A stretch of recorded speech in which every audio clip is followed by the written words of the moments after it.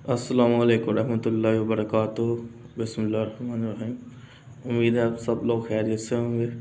आज का जो हमारा टॉपिक है वो ये है कि इह्तिलाम क्या है। इह्तिलाम से मुराद नींद की हालत में मनी का खारिज होना या अंजाल होना इह्तिलाम है। क्या इह्तिलाम बलोगत की निशानी है, यानी ये जवानी की निशानी है? जी हाँ भाई, ये जवानी के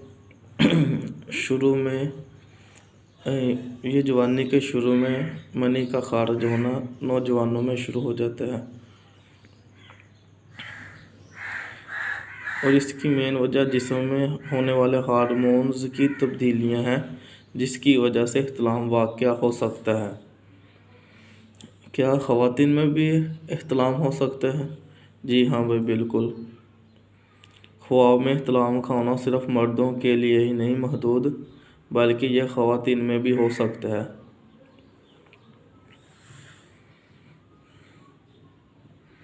क्या अक्सर बेशतर सोते हुए इह्तिलाम हो जाना नॉर्मल बात है? जी हाँ, सोते हुए इह्तिलाम का होना नौजवानों में इस वजह से नॉर्मल हो सकता है कि इस उम्र में हार्मोन की शरह बहुत बुलंद होती है, जो कि वक्त के साथ साथ कम होती है। यही वजह है कि नौजवान में अगर हफ्ते में 1-2 बार हो जाए तो इसमें परेशान होने की कोई बात नहीं है। अगला सवाल जो है यह है कि क्या शहवत भरे ख्वाब भी इह्तिलाम का बायस होते हैं? हर बार इह्तिलाम का सबब शहवत भरे ख्वाब नहीं होते। बाज़ औक़ात आपका बिस्तर, आपका सोने का अंदाज़ और दीगर अनासर भी इसका सबब हो सकते हैं।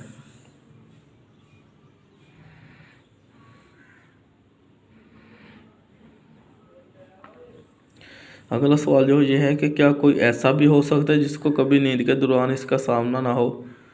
जी हाँ, ऐसे भी शख्स हैं जिनको कभी इह्तिलाम हुआ ही नहीं या महीने में 1-2 बार होता है। अगला सवाल जो है ये है कि क्या नींद के दौरान इह्तिलाम शौरी तौर पर भी हो सकता है? जी हाँ, यह मुमकिन है। अगर आप पेट के बल सोएं तो इसकी वजह से आपको शहवत भरे ख्वाब आ सकते हैं, जिसकी वजह से आपको नींद में इह्तिलाम हो सकता है। क्या हम शऊर तौर पर इसे रोक सकते हैं इह्तिलाम का होना? जी हाँ, हम इसे रोक तो नहीं सकते, ये कुदरती अमल है। इसे कम किया जा सकता है। जिन लोगों में यानी कसरत इह्तिलाम हो वो बीमारी भी है।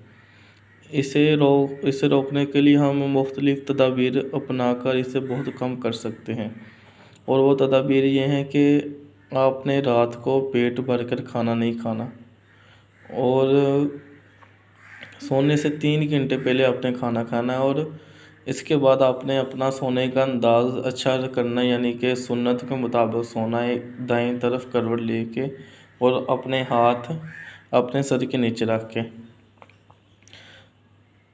इससे आपको इह्तिलाम बहुत कम होगा। यही एक तरीका है। जिन लोगों में इह्तिलाम ज़्यादा होता है उन्हें बीमारी होती है।